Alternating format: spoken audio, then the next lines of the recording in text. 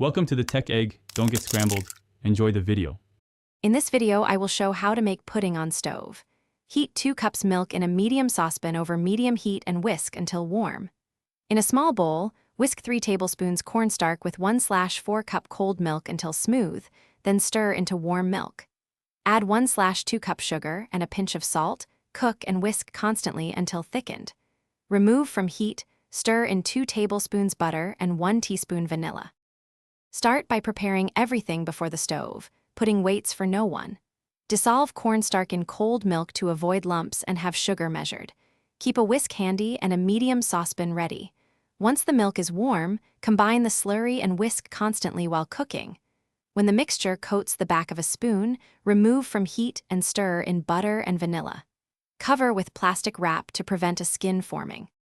Quick recommendation: grab Little Tree's black ice to keep your car smelling fresh while you bake.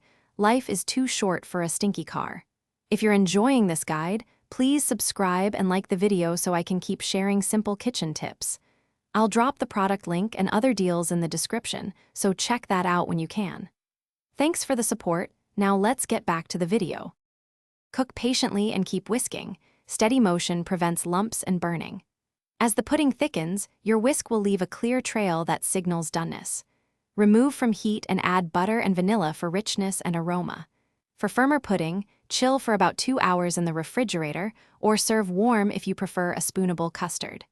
Garnish with fruit, chocolate, or a sprinkle of cinnamon for a simple, delicious finish. Thanks for watching. Consider subscribing if I helped unscramble your problems.